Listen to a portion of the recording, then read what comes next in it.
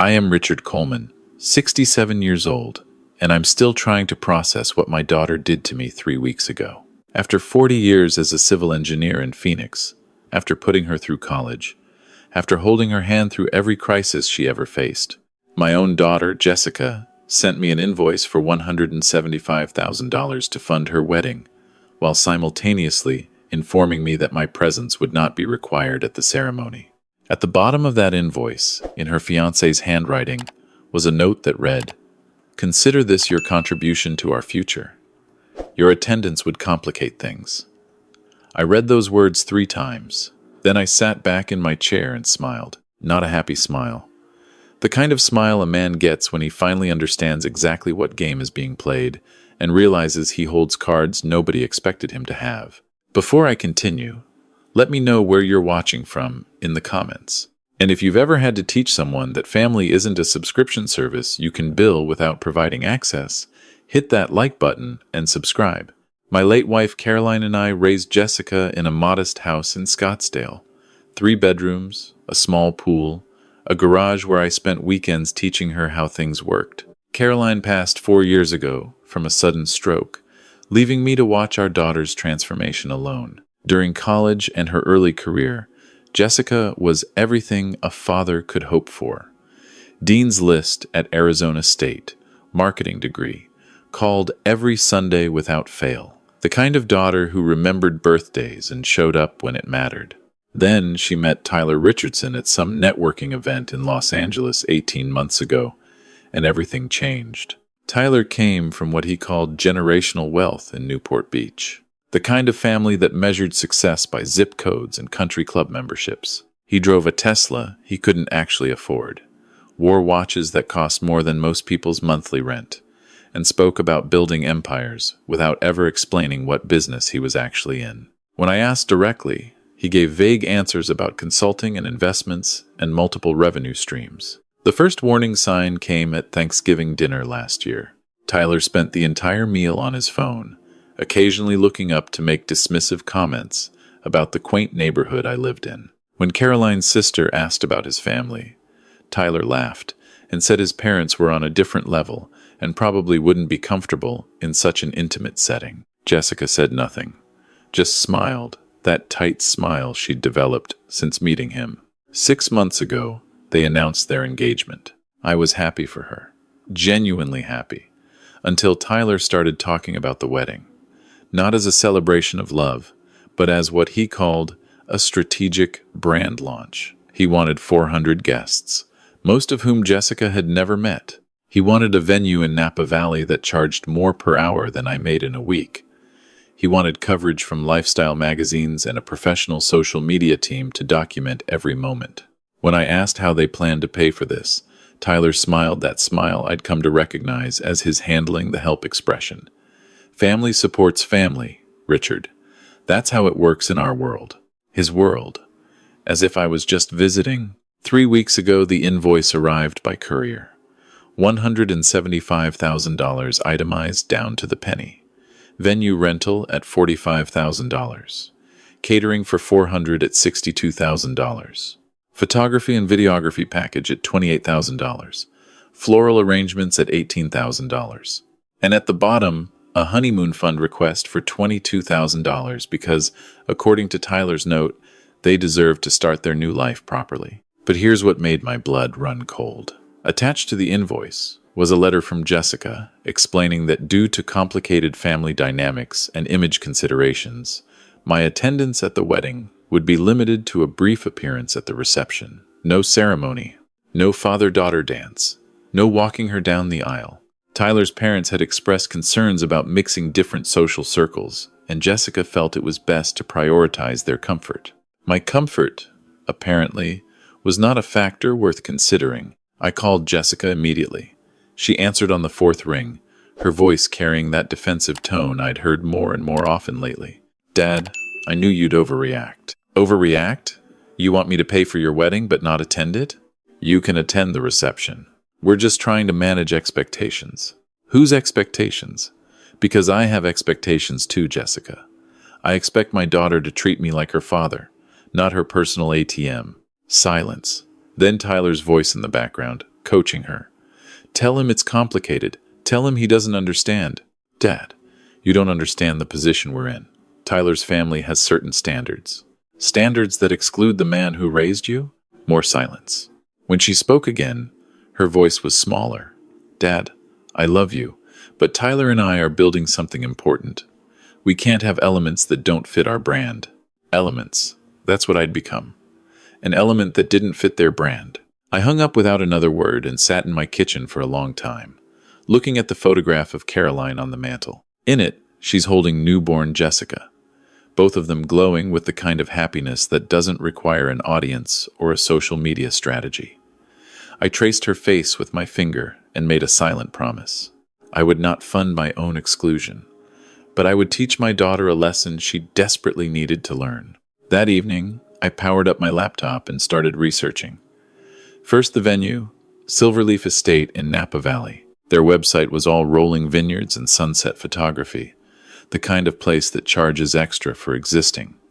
But buried in their vendor requirements, I found something interesting. They required 50% deposits with strict cancellation policies, and they demanded written authorization from the listed financial guarantor for any changes to contracted services. Financial guarantor.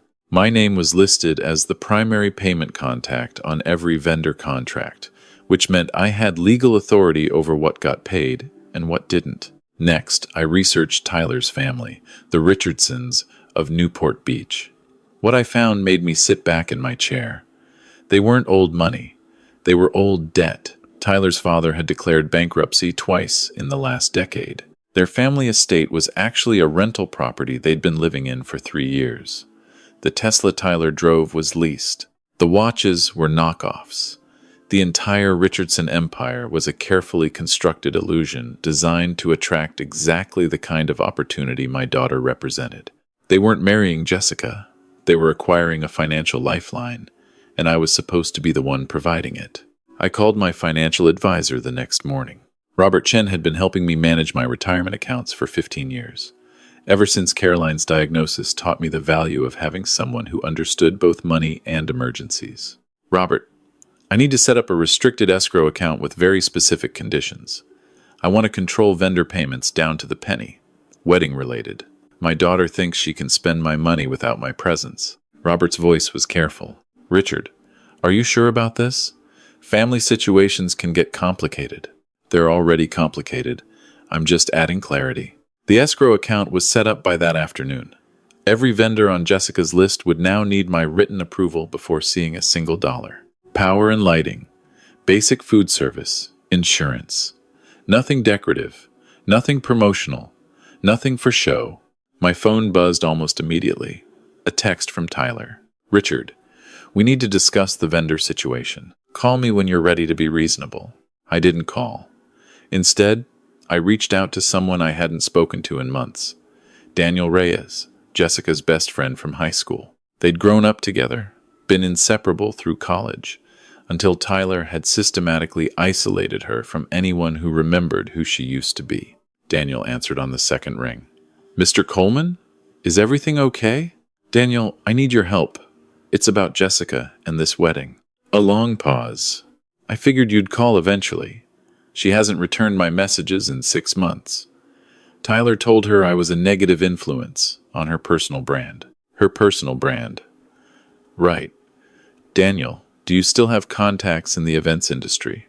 I work for a catering company now, actually. Small operation, honest work, nothing fancy, but we do good food for real people. Perfect. I need information. Vendor timelines, payment schedules, anything that might help me understand what I'm really dealing with. Daniel's voice shifted into something more determined. Mr. Coleman, from what I've heard through the grapevine, this wedding isn't about Jessica at all. Tyler's been telling people it's his launch event for some lifestyle consulting business.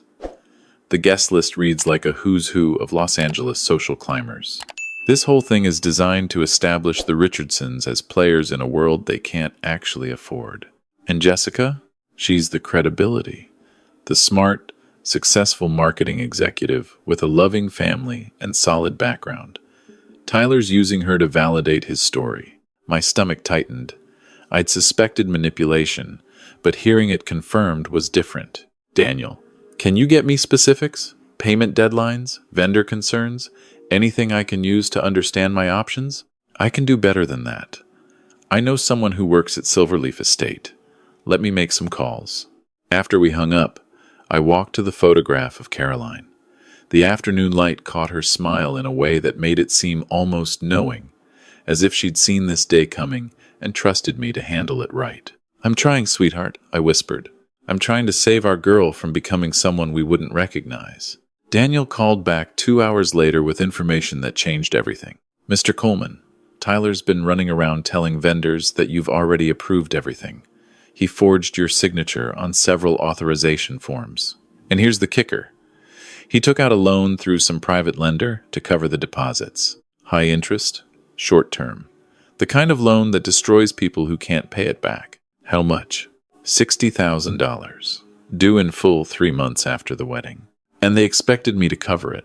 Worse, they listed you as a secondary guarantor on the loan without your knowledge. If Tyler defaults, the lender comes after you." I felt the blood drain from my face. This wasn't just manipulation. This was fraud. "Daniel, I need documentation of everything. The forged signatures, the loan terms, all of it. Already working on it. And Mr. Coleman? Jessica doesn't know about the loan. Tyler's been handling all the finances. She thinks her dad is just going to write a check, and everyone's going to be happy. Then it's time someone told her the truth." The confrontation happened 3 days later. I asked Jessica to meet me at a coffee shop in Tempe, neutral territory, public enough that Tyler wouldn't feel comfortable coaching her through every response. She arrived looking tired, thinner than I remembered, wearing clothes that probably cost more than my monthly grocery budget. When she saw me, her face showed a mixture of guilt and defiance that broke my heart. "Dad, before you start lecturing me..." "Sit down, Jessica. This isn't a lecture. This is a conversation between a father and daughter who've lost track of each other." She sat, clutching her designer purse like a shield. "Tyler says you're being difficult about the budget. Tyler forged my signature on vendor contracts and took out a loan in my name. Did he mention that?" The color drained from her face. That's not possible. Tyler wouldn't." I pulled out the folder Daniel had prepared. Copies of authorization forms with signatures that looked like mine but weren't. Loan documents listing me as a guarantor. Credit inquiries I'd never authorized. He would. He did. "And you let him, Jessica? Because somewhere along the way you forgot that your father raised you to be smarter than this." She stared at the documents, her hands trembling. When she looked up, her eyes were wet. "Dad, I didn't know. I swear, I didn't know about the loan." "Did you know about excluding me from your wedding?" Silence. "Did you know Tyler's family isn't wealthy? That they've been bankrupt twice? That everything about their lifestyle is debt disguised as success?" More silence. Tears now. "Dad, I love him." "Do you? Or do you love the idea of him?" "Because the man I've been observing doesn't love you, Jessica. He loves what you represent. Access, credibility, a backup plan when his fantasies collapse." "That's not fair." "What's not fair is expecting your father to fund a wedding he's not welcome to attend. What's not fair is putting my name on debts I didn't authorize.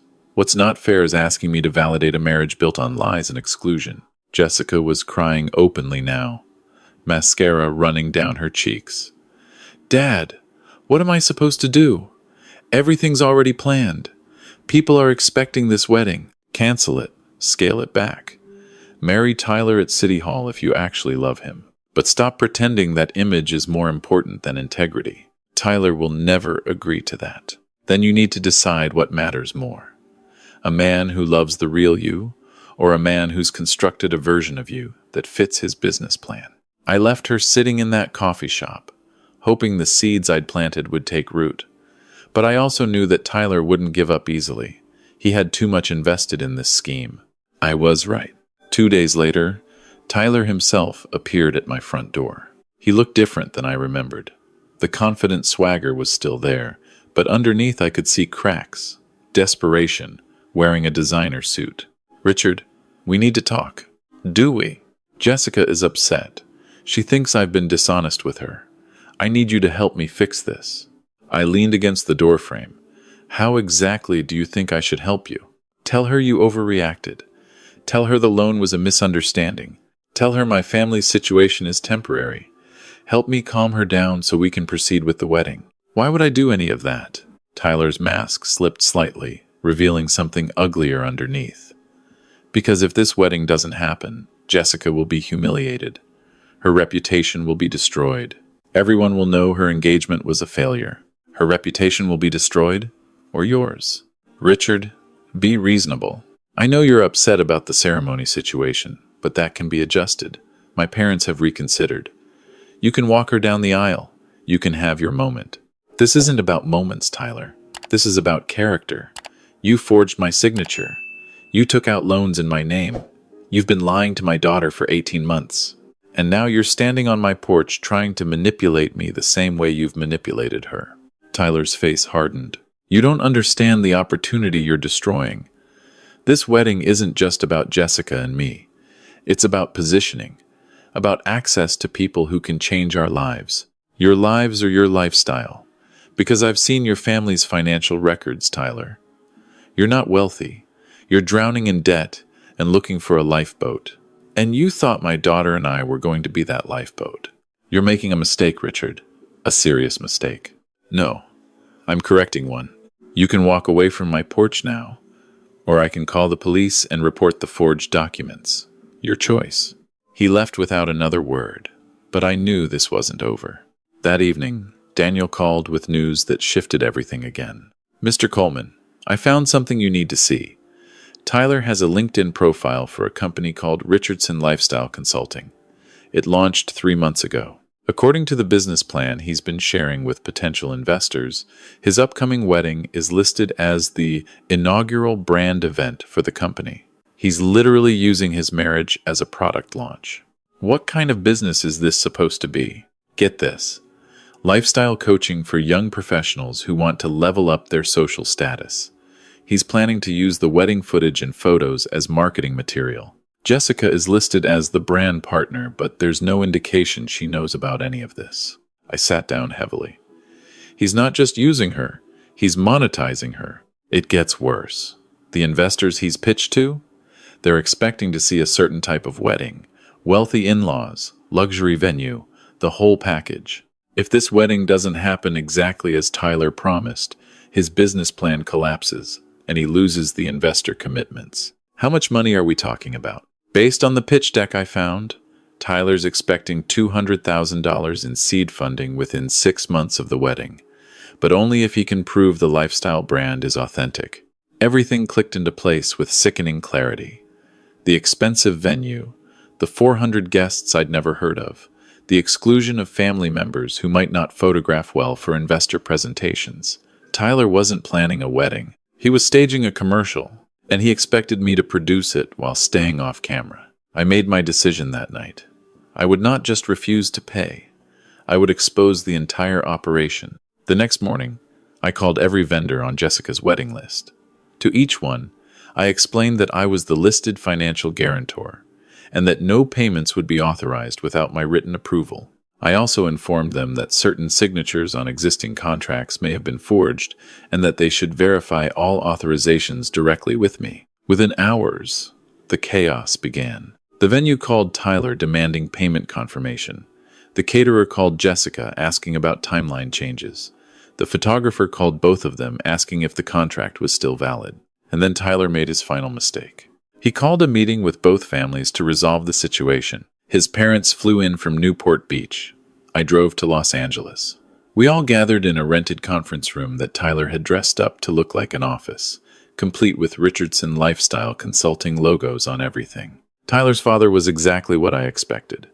A man who'd spent his life projecting an image he couldn't sustain, now facing the consequences of that projection. His mother was nervous, twitchy, clearly uncomfortable with the confrontation unfolding around her. Jessica sat between them and me, looking like someone who'd finally started seeing clearly, but wasn't sure what to do about it. Tyler opened with a prepared speech about alignment and mutual opportunity and family synergy. When he finished, his father jumped in with comments about how forward-thinking the wedding plan was and how I should be honored to participate in such a strategic partnership. I let them talk, and then I pulled out my folder. Tyler, these are copies of the authorization forms you submitted to vendors with my forged signature. I've had a handwriting expert confirm they're fraudulent. Tyler's face went white. His father started to speak, but I continued.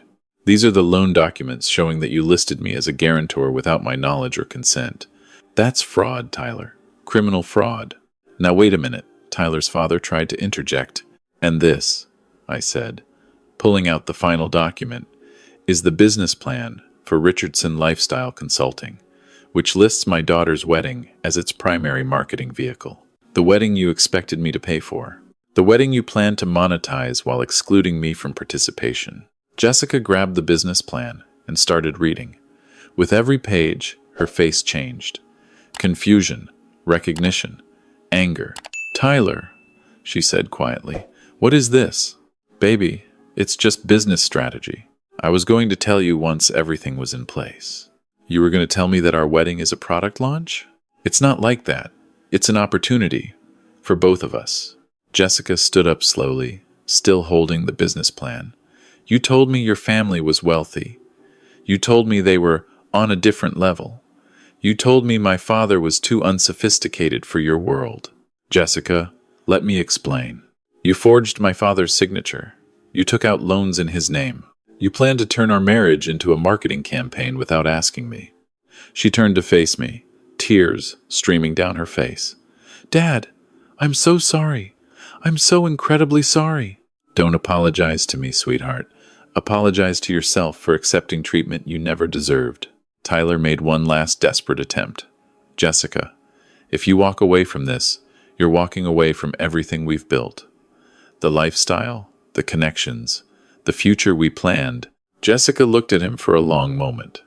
We didn't plan anything, Tyler. You planned it.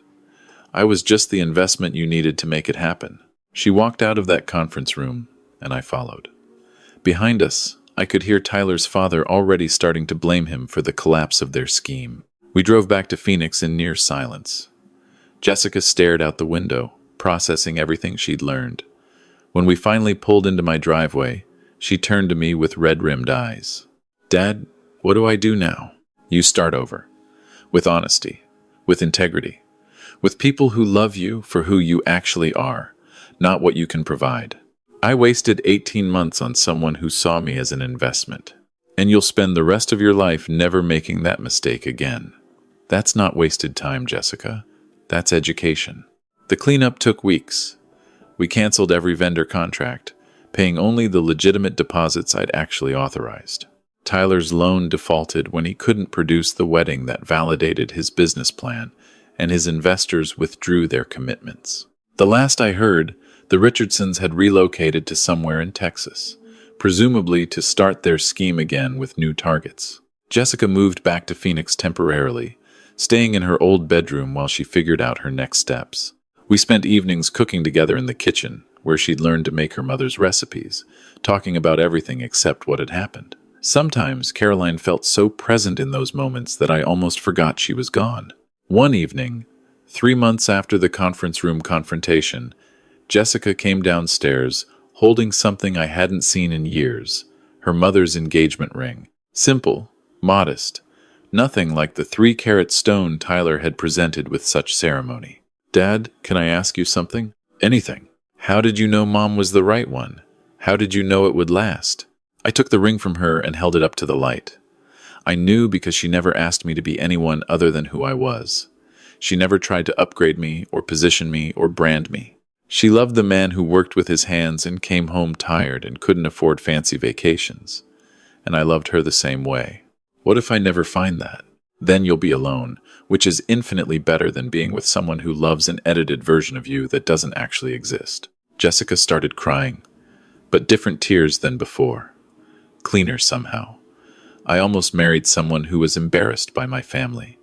Someone who wanted to use my wedding as a commercial. Someone who saw love as a transaction. But you didn't. You figured it out in time. And that took courage, Jessica. More courage than walking down any aisle. She took the ring back and slipped it onto her finger, just to see how it looked. Mom would be so disappointed in how I treated you. Your mother would be proud that you found your way back to yourself. That's all she ever wanted for you. 6 months later, Jessica called me on a Sunday morning, just like she used to before Tyler. She'd taken a job at a smaller marketing firm, one that valued her skills more than her connections. She'd reconnected with Daniel and other friends Tyler had systematically pushed away. She was dating someone new, a middle school teacher named Marcus, who drove a 10-year-old Honda and thought expensive restaurants were a waste of money. "Dad," Marcus asked about meeting you. "He's nervous because he heard about everything that happened with Tyler. Tell him I don't bite. And tell him the only thing I care about is whether he treats you with respect." "He does, Dad. He actually does." That Thanksgiving, Marcus carved the turkey while Jessica and I made her mother's stuffing. We ate in the dining room where Caroline used to host holiday dinners, using the same dishes, the same serving pieces, the same traditions that didn't require documentation or audience approval. After dinner, Marcus excused himself to help clean up, leaving Jessica and me alone in the living room. "Dad, I need to tell you something." "What is it?" "I found some of Tyler's old business documents while I was cleaning out my apartment. He had a whole folder about you. Research about your finances, your property values, your retirement accounts. He'd been planning how to access your money since before he proposed." I nodded slowly. "I suspected something like that." "You did? And you never said anything?" "I hoped I was wrong. I hoped you'd see through him without me having to prove it. But when the invoice arrived, when I saw that I was expected to pay but not participate, I knew exactly what kind of man he was. Why didn't you just tell me? Would you have believed me?" Jessica was quiet for a long moment. "Probably not. I was too invested in the fantasy. That's why I had to let you discover the truth yourself. Some lessons can't be taught. They have to be learned." She leaned her head against my shoulder, the way she used to when she was small and needed comfort. "Dad, I'm sorry I called you an element. I'm sorry I let Tyler make me think you didn't fit our brand. I'm sorry I ever forgot that you're not an element. You're my father. And you're my daughter. Nothing Tyler Richardson or anyone else does can change that." The wedding that was supposed to cost $175,000 never happened. But something more valuable took its place. A daughter who remembered who she was. A relationship rebuilt on truth instead of transaction. And a lesson that couldn't be purchased with any amount of money. That real love doesn't require a costume or a spotlight. It doesn't demand audiences or approval ratings. It just asks you to show up, be honest, and treat the people who raised you with the same respect they've always shown you. Marcus proposed last month. A quiet moment at sunset in the backyard. No photographers, no witnesses, no social media documentation. Just two people who loved each other, making promises they intended to keep. When Jessica called to tell me, she was crying happy tears for the first time since Caroline died. "Dad, we want a small ceremony. Family and close friends, maybe 30 people. And I want you to walk me down the aisle. No complications, no image concerns. Just my father, doing what fathers do." "I would be honored, sweetheart." "And Dad, the budget is $8,000. We're paying for it ourselves." I laughed, a real laugh, the kind that comes from somewhere deep. "That sounds perfect, Jessica. Absolutely perfect. Sometimes the greatest gift you can give someone is the courage to disappoint the wrong people. Sometimes teaching hurts more than lecturing. And sometimes a father's job isn't to fund his child's fantasies, but to model what integrity looks like when the lights go dim and the cameras stop rolling. The invoice for $175,000 sits in a drawer in my desk now, not as a reminder of what almost happened, but as evidence of what didn't. My daughter found her way back from a manipulation designed to consume her. She chose truth over transaction, substance over show, family over followers. And that, as Caroline would have said, is worth more than all the designer weddings in California. If this story resonated with you, share it with someone who needs to hear that real love doesn't require a performance, and that family bonds are worth more than social status. Hit like and subscribe for more stories about people who refuse to be billed for their own exclusion.